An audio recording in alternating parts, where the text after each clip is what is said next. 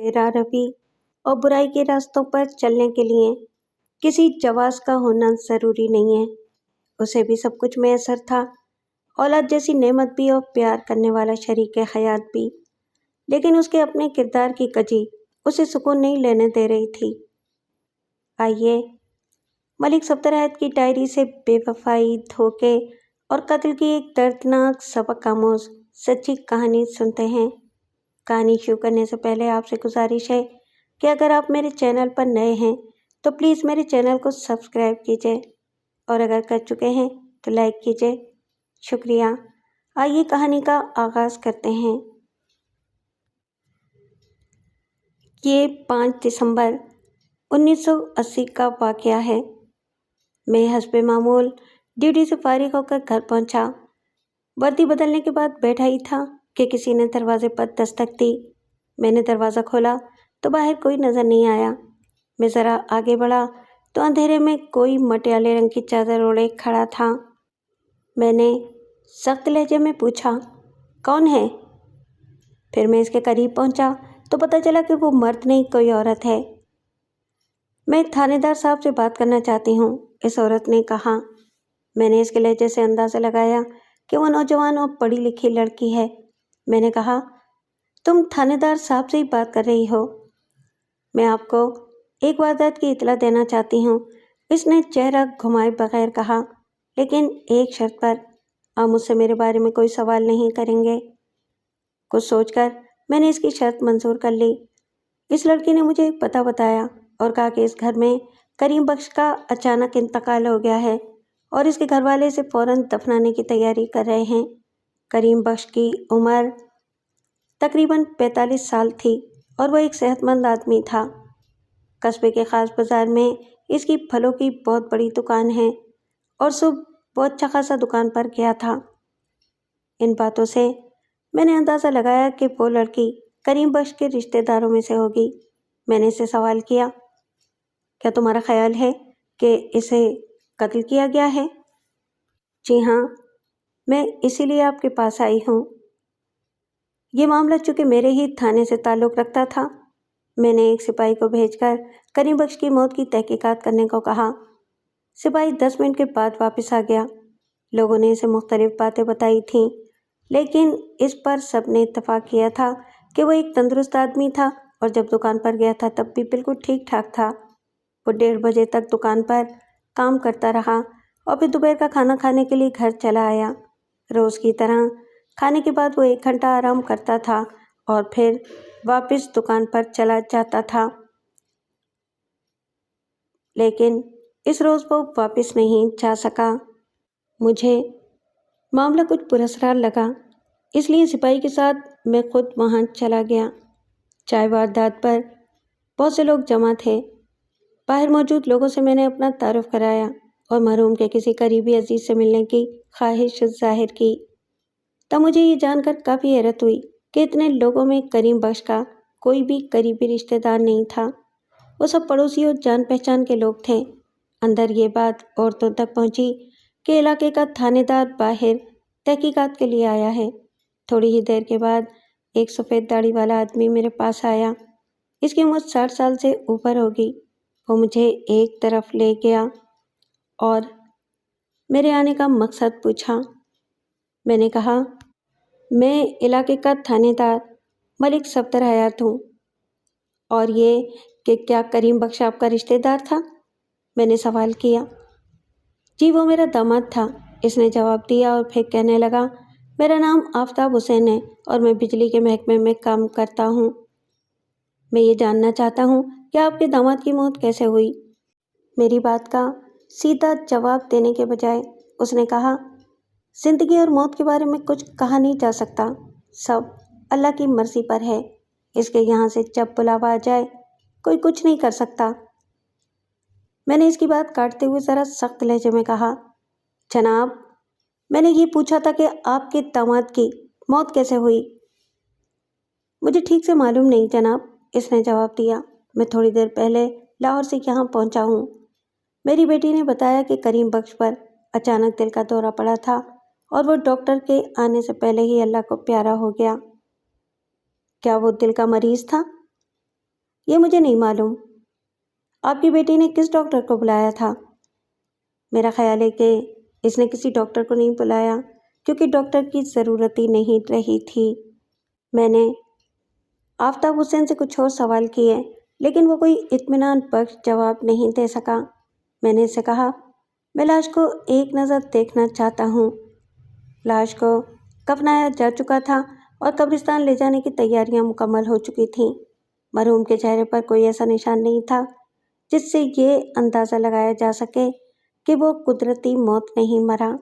اس کا رنگ کالا تھا اور چہرے کے نقوش موٹے تھے، گالوں پر ہلکی سی داڑھی تھی۔ میں الجھن کا شکار ہو گیا۔ ابھی میں باہر جانے کا ارادہ کر ہی رہا تھا کہ شال میں لپٹی درمیانے قد کی ایک عورت اندر آئی۔ اس نے اپنا چہرہ شال سے چھپا رکھا تھا۔ وہ آفتاب حسین سے بولی، ابا، یہ لوگ کیا چاہتے ہیں؟ اس کی آواز میں ہلکا سا احتجاج تھا۔ میں سمجھ گیا کہ یہ کریم بخش کی بیوی ہے۔ وہ شال کا کونا منہ پر رکھ کر سسکنے لگی۔ بی بی، میں تم سے کچھ باتیں کرنا چاہتا ہوں، میں نے کہا۔ آپ لوگ دوسروں کی تکلیف کا ذرا بھی احساس نہیں کرتے، اس نے سسکیوں کے درمیان شکایتی انداز میں کہا۔ ہم پریشان ہیں، ہمارے گھر میں موت ہو گئی ہے اور اوپر سے آپ پریشان کرنے آ گئے ہیں۔ میں آپ سے کوئی بات نہیں کر سکتی، اب چلے جائیں یہاں سے۔ اگر آپ کو کوئی بات کرنی ہے تو پھر کسی وقت آئیے، اس وقت تو خود ہمیں اپنا ہوش بھی نہیں ہے۔ بی بی، میں تمہیں کوئی نقصان نہیں پہنچانا چاہتا، کچھ باتیں پوچھنا چاہتا ہوں۔ اگر تم مدد نہیں کرو گی تو مجھے مجبوراً اپنے اختیارات کا استعمال کرتے ہوئے لاش کا پوسٹ مارٹم کرانا پڑے گا۔ یہ بات سنتے ہی اس کا جوش ٹھنڈا پڑ گیا۔ پوسٹ مارٹم کیوں؟ آفتاب حسین نے پوچھا۔ کیا کوئی گڑبڑ ہو گئی ہے؟ کسی نے ہمیں خبر دی ہے کہ کریم بخش قدرتی موت نہیں مرا۔ یہ غلط ہے، کسی دشمن نے اڑائی ہے یہ بات، آفتاب بولا۔ اسی لیے تو میں چاہتا ہوں کہ بات صاف ہو جائے، میں نے جواب دیا۔ ٹھیک ہے، مرحوم کی بیوی نے کہا، پوچھو، کیا پوچھنا ہے؟ میں صرف یہ پوچھنا چاہتا ہوں کہ تمہارے شوہر کی موت کیسے ہوئی، اور دوسری بات یہ کہ تم نے کسی ڈاکٹر کو کیوں نہیں بلایا؟ اگر ڈاکٹر مردے کو زندہ کر سکتا تو ضرور بلاتی۔ آدمی مر جائے تو ڈاکٹر کیا کر سکتا ہے؟ یہ دکان سے گھر آئے، کھانا کھایا اور آرام کرنے کے لیے چارپائی پر لیٹ گئے۔ 1 گھنٹے بعد جب میں نے انہیں جگانا چاہا تو وہ مر چکے تھے۔ یہ دیکھتے ہی میں رو پڑی۔ رونے کی آواز سن کر محلے کی عورتیں آ گئیں اور گھر میں کوہرام مچ گیا۔ سب نے یہی کہا کہ وہ مر چکے ہیں۔ جب یہ واقعہ ہوا تب گھر میں کون کون تھا؟ میرے سوا کوئی نہیں تھا۔ تینوں بچے اسکول گئے ہوئے تھے۔ اب میرے سامنے 2 ہی راستے تھے، یا تو میں معاملہ یہیں ختم کر دیتا یا لاش کا پوسٹ مارٹم کرواتا۔ میں گھر سے باہر نکل آیا اور میں نے کریم بخش کے نوکر کو بلایا اور اس سے پوچھ تاچھ شروع کی۔ اس کے مطابق کریم بخش ایک صحت مند اور مضبوط آدمی تھا۔ میں نے پوسٹ مارٹم کرانے کا فیصلہ کیا اور آفتاب حسین کو اس بات سے آگاہ کر دیا۔ اس نے یہ خبر کریم بخش کی بیوی تک پہنچائی تو اس نے بات کرنے کے لیے مجھے اندر بلایا۔ وہ کمرے میں بالکل اکیلی تھی اور اس نے اس بار مجھ سے پردہ بھی نہیں کیا۔ میں نے جب اس کی شکل و صورت دیکھی تو دنگ رہ گیا۔ وہ تیکھے ناک نقشے والی ایک خوبصورت عورت تھی، رنگ سرخی مائل سفید اور جسم بھرا بھرا تھا، چہرے پر بھولا پن بھی تھا۔ وہ دیکھنے میں 25-26 سال سے زیادہ کی نہیں لگتی تھی، لیکن بعد میں پتہ چلا کہ اس کی عمر 35 سال ہے۔ اس کی آنکھوں سے مجھے یہ اندازہ لگانے میں دیر نہیں لگی کہ وہ ایک ہوشیار اور منجھی ہوئی عورت ہے۔ وہ مجھے مختلف طریقوں سے متاثر کرنے کی کوشش کرنے لگی۔ مقصد یہ تھا کہ میں لاش کا پوسٹ مارٹم کرانے کا ارادہ تک کر دوں۔ پہلے اس نے خاندان کی عزت کا واسطہ دیا، پھر رونے لگی۔ اس کی حالت دیکھ کر مجھے رحم آ گیا، لیکن میں نے پھر بھی اپنا ارادہ نہیں بدلا اور لاش کو پوسٹ مارٹم کے لیے ضلعی اسپتال روانہ کر دیا۔ دوسرے دن پوسٹ مارٹم کی رپورٹ مل گئی۔ یہ رپورٹ بڑی حیران کن تھی۔ کریم بخش کی موت دم گھٹنے سے واقع ہوئی تھی۔ اس کی کلائیوں اور پنڈلیوں پر رسی کے نشان تھے۔ صاف ظاہر تھا کہ پہلے اسے چارپائی سے باندھا گیا تھا और फिर इसकी सांस रोक कर मार डाला गया था। इस रिपोर्ट के बाद मैंने कत्ल की इब्तिदाई रिपोर्ट दर्ज कर ली और बाकायदा तफ्तीश के लिए करीम बख्श के घर पहुंचा। करीम बख्श की बीवी सईदा ने मुझे बताया कि दोपहर के खाने के बाद इसका शौहर रोज़ की तरह बैठक में आराम करने के लिए लेट गया था और वो बावर्ची खाने में जाकर बर्तन धोने लगी थी। मकान खासा बड़ा था, इसमें 5 कमरे थे और सहन काफ़ी लंबा चौड़ा था। बैठक के सामने एक छोटी सी राहदारी थी जिसका दरवाज़ा सईदा बेगम के मुताबिक दिन के वक्त अक्सर खुला रहता था। बैठक में एक निवाड़ का पलंग और कुछ सस्ती किस्म की आराम कुर्सियां रखी थीं। इसका एक दरवाज़ा ड्योढ़ी में खुलता था और एक सहन में बावर्ची खाना मकान के पिछले हिस्से में था और बैठक में होने वाली किसी कार्रवाई की आवाज़ वहाँ तक पहुँच नहीं सकती थी। इस ख्याल को नज़रअंदाज नहीं किया जा सकता था कि जब करीम बख्श सो रहा था तब ड्योढ़ी के रास्ते से 2 से ज़्यादा आदमी इसके कमरे में दाखिल हुए होंगे। ये काम ज़्यादा से ज़्यादा 10 से 15 मिनट का था।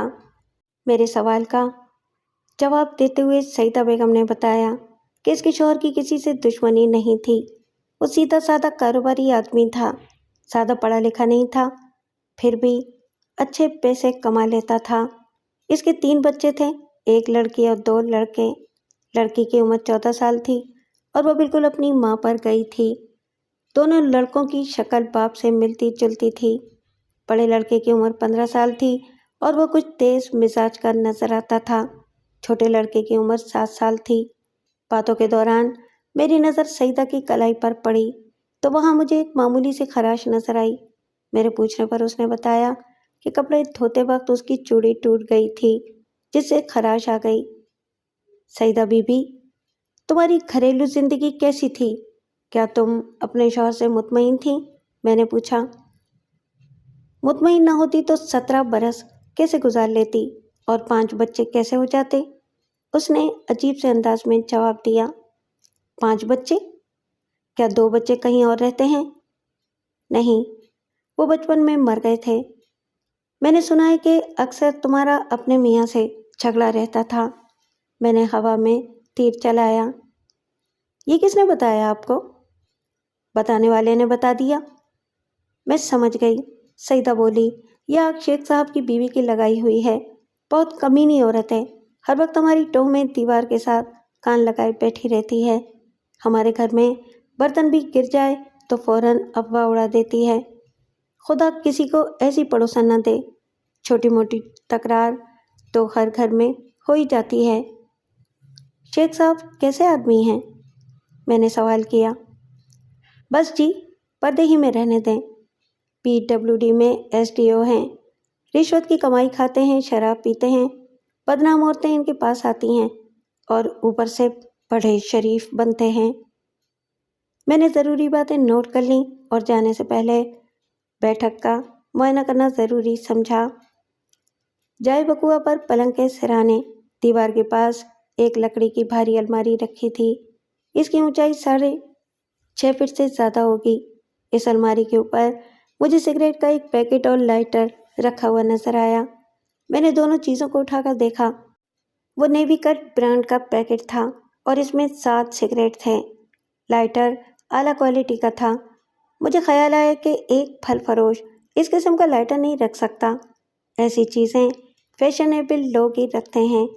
इसका मतलब था कि वो पैकेट और लाइटर किसी और का था। मैंने दोनों चीज़ें जेब में डाल लीं। थोड़ी देर बाद आफ्ताब हुसैन कमरे में आया। इसकी आंखों में बेखाबी और परेशानी के साए तैर रहे थे।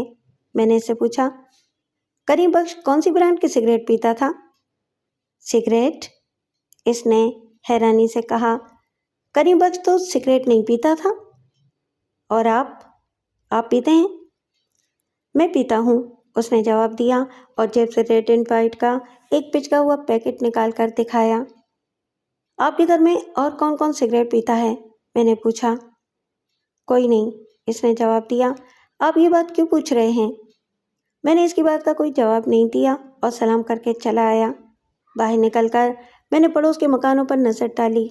दाहिनी तरफ जो मकान था वो दीगर मकानों से कुछ मुख्तलिफ था और दरवाजे पर شیخ اشرف علی کے نام کی تختیل لگی تھی۔ میں آگے بڑھا اور دروازے پر دستک دی۔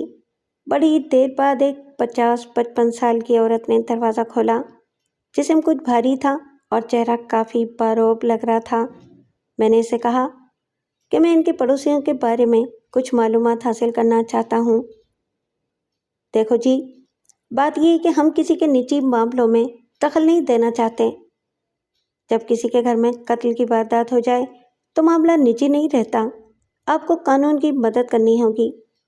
پوچھئے، اس نے کچھ سوچ کر جواب دیا۔ آئیے اندر تشریف لائیے۔ پھر وہ مجھے ایک سجے ہوئے ڈرائنگ روم میں لائی۔ وہاں ہر چیز نفیس اور قیمتی تھی۔ وہ کسی رئیس زمیندار کا گھر دکھتا تھا۔ شیخ اشرف علی نے اپنی رشوت کی کمائی کو چھپانے کی کوشش نہیں کی تھی۔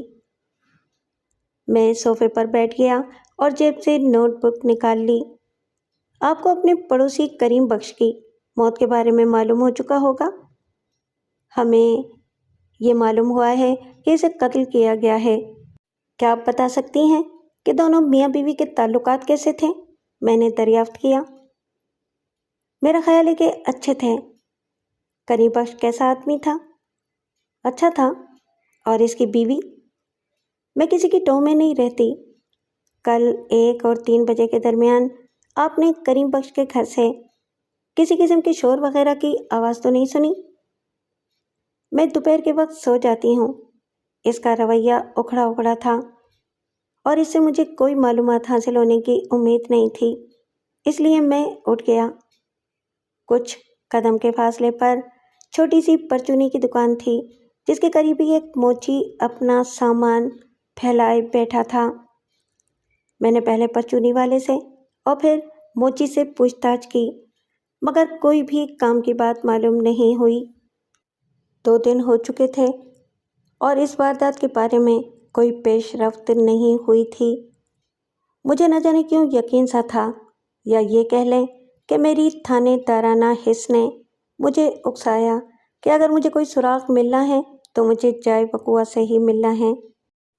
اس خیال کے تحت میں 2 دن بعد پھر کریم بخش کے گھر کے آس پاس رہنے والوں اور پڑوسیوں سے تفتیش کرنے کے لیے پہنچا تو دوران تفتیش مجھے کئی حیرت انگیز باتیں معلوم ہوئیں۔ کریم بخش کے گھر کے سامنے ایک پٹواری کا گھر تھا۔ اس کی بیوی ان عورتوں میں سے تھی جو محلے میں ہونے والی ہر بات کی خبر رکھتی ہیں۔ اس نے مجھے بتایا شیخ اشرف علی کا بیٹا منور علی سیدہ بیگم کے گھر آتا جاتا تھا۔ وہ ایک بدچلن لڑکا ہے اور 10ویں پاس کرنے کے بعد اس نے تعلیم چھوڑ دی ہے اور اب آوارہ گردی کرتا پھرتا ہے۔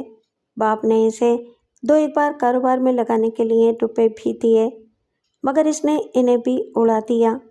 کسی نے مشورہ دیا کہ منور کی شادی کر دی جائے، تب وہ ٹھیک ہو جائے گا۔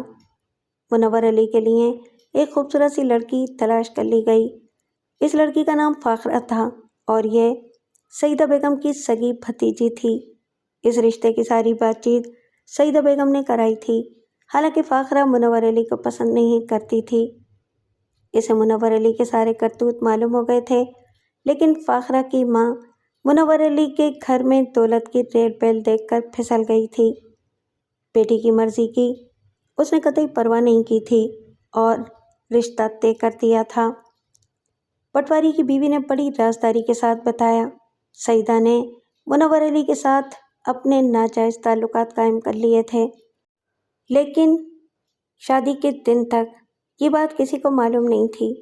لیکن جب منور علی نے شادی کے بعد بھی اپنا زیادہ وقت سیدہ کے گھر گزارنا جاری رکھا تو فاخرہ کو صورتحال کے سمجھنے میں زیادہ دیر نہیں لگی۔ فاخرہ نے بہت کوشش کی کہ منور سیدہ کے چنگل سے آزاد ہو جائے، مگر اسے کامیابی نہیں ملی۔ پتہ نہیں سیدہ بیگم نے اسے کیا کھلا پلا دیا تھا کہ وہ بیوی کو چھوڑنے کے لیے تیار تھا، سیدہ کو نہیں چھوڑ سکتا تھا، اور یہ بات اس نے فاخرہ پر ظاہر بھی کر دی تھی۔ اس کا نتیجہ یہ ہوا کہ 2 ماہ بعد فاخرہ ناراض ہو کر اپنے گھر چلی گئی اور پھر کچھ ہی عرصے کے بعد منور علی سے اس کی طلاق ہو گئی۔ یہ کہانی سننے کے بعد میں نے ایک بار پھر اشرف علی کا دروازہ کھٹکھٹایا۔ خورشید بیگم نے مجھے دیکھا تو ان کی پیشانی پر بل پڑ گئے۔ فوراً بولی، کیا کوئی سوال باقی رہ گیا تھا؟ ہاں، کیا میں اندر آ سکتا ہوں؟ آپ ایسا کریں کہ شام کے وقت آ جائیں، اس نے تنک کر کہا۔ اس وقت تک شیخ صاحب بھی آ جاتے ہیں اور گھر پر ہوتے ہیں۔ میں چھوٹے شیخ صاحب سے ملنا چاہتا ہوں۔ یہ سنتے ہی اس کے چہرے کا رنگ اڑ گیا اور بولی، میں آپ کا مطلب نہیں سمجھی۔ آپ میرا مطلب اچھی طرح سمجھ رہی ہیں، میں نے طنزیہ انداز میں کہا۔ پچھلی بار آپ نے مجھے بیوقوف بنا دیا تھا، لیکن اب میری باری ہے۔ اس سے آپ کو کیا کام ہے؟ اس نے اب نرم پڑتے ہوئے کہا۔ وہ جب آئے تو اسے کہنا کہ تھانے میں آ کر مجھ سے ملے۔ آپ جو کچھ پوچھنا چاہتے ہیں مجھ سے پوچھ لیں، وہ باہر گیا ہوا ہے، اس نے دروازہ کھولتے ہوئے کہا اور پھر نوکرانی کو آواز دے کر چائے لانے کو کہا۔ پھر کہنے لگی، لگتا ہے کہ آپ کو کسی نے پرانا قصہ بتا دیا ہے، حالانکہ یہ قصہ آپ کو مجھے بتانا چاہیے تھا، میں نے سخت لہجے میں کہا۔ تو خورشید بیگم نے آخر کار وہی کہانی سنا دی جو پٹواری کی بیوی سے مجھے معلوم ہوئی تھی۔ بس ایک بات یہ نئی معلوم ہوئی کہ منور علی 3 تاریخ کو باہر گیا تھا، جبکہ کریم بخش کا قتل 4 تاریخ کو ہوا تھا۔ کچھ ہی دیر میں فاخرہ کے گھر پر تھا۔ دروازہ فاخرہ کے باپ نے کھولا۔ میں نے اسے بتایا کہ میرا نام ملک صفدر حیات ہے اور میں علاقے کا تھانے دار ہوں۔ وہ مجھے گھر کے اندر لے گیا اور ایک بیٹھک میں بٹھا دیا اور مجھ سے آنے کا مقصد دریافت کیا۔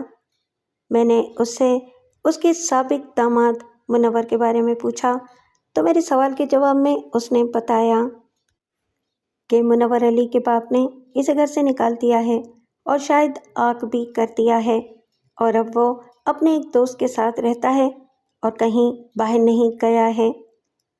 میں نے فاخرہ سے بات کرنے کا ارادہ ظاہر کیا تو فاخرہ کا باپ مشتاق حسین اندر چلا گیا۔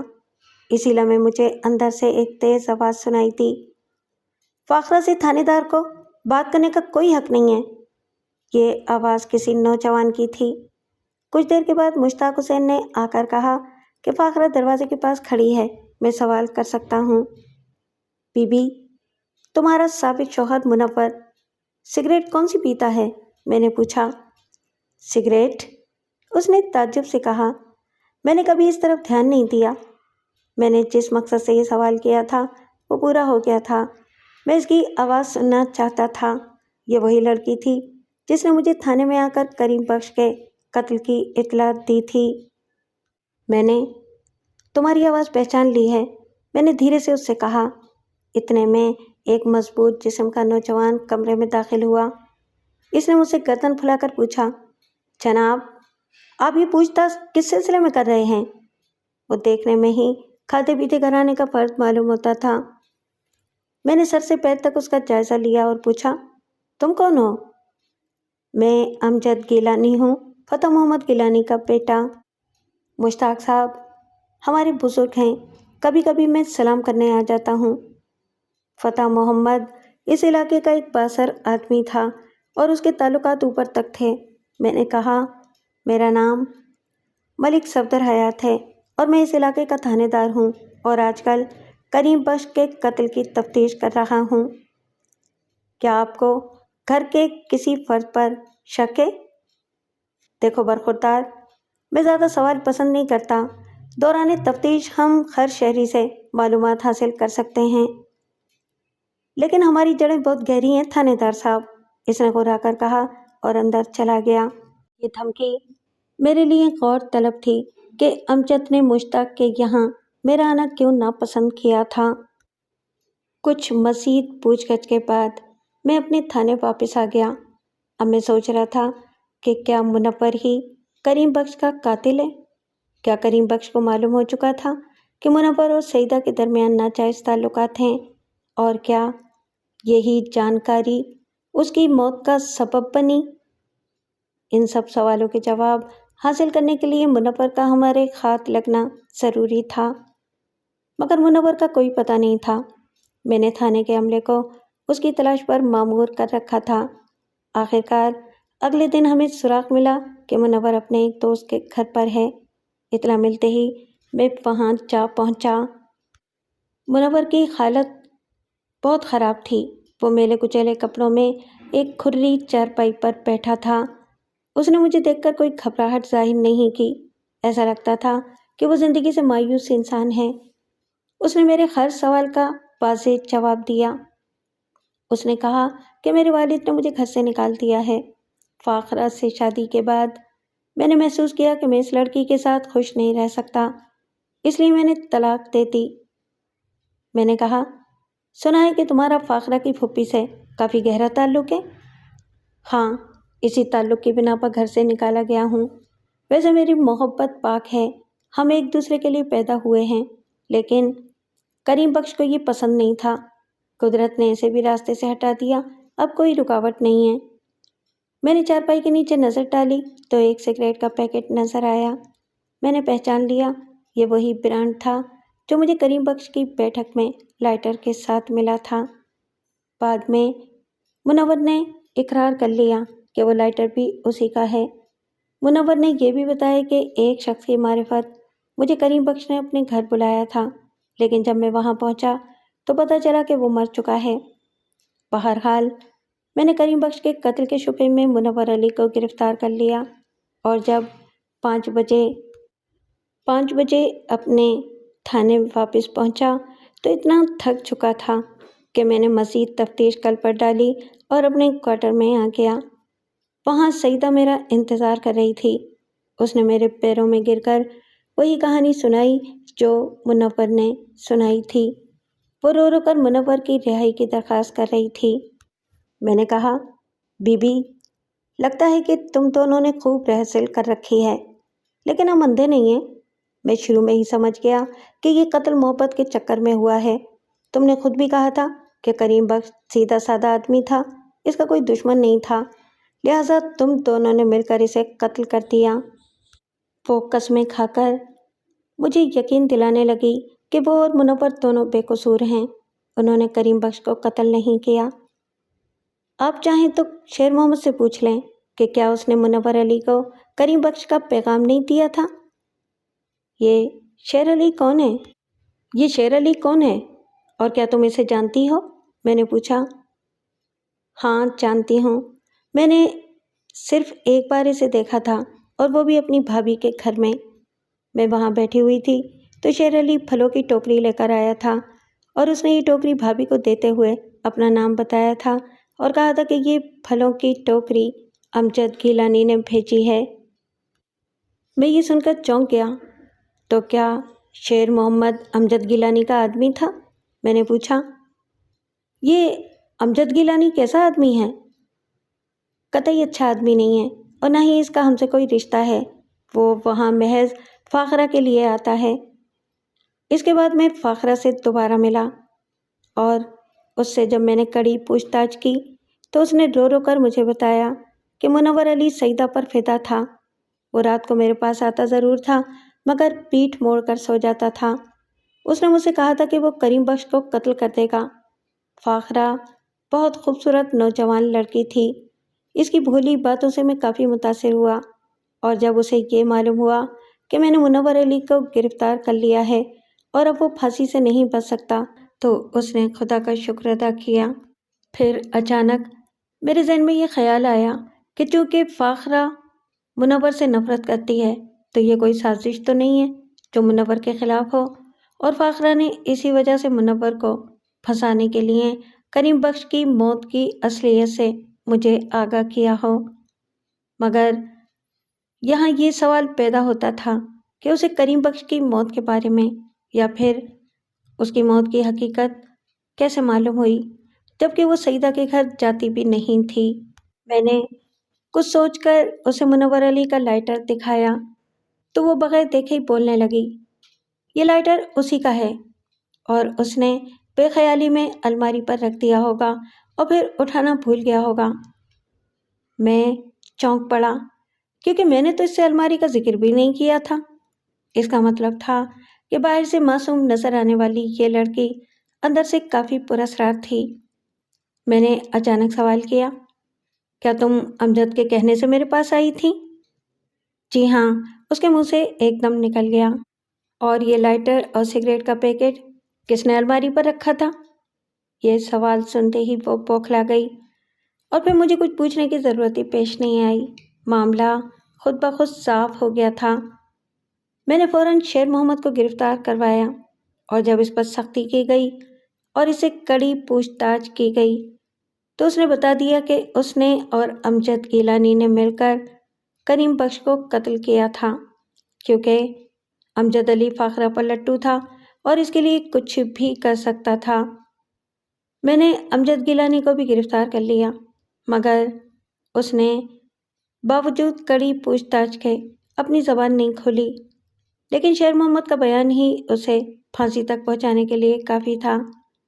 میں نے ایک زبردست چالان بنا کر عدالت میں پیش کر دیا ملزمان کو۔ اس قتل کا مقدمہ 4 سال تک چلا۔ اس کے بعد فیصلے میں شیر محمد کو عمر قید اور امجد گیلانی کو سزائے موت کا حکم سنا دیا گیا۔ اس عرصے میں منور علی نے سیدہ بیگم سے شادی کر لی، لیکن 1.5 سال بعد ہی دونوں میں طلاق ہو گئی۔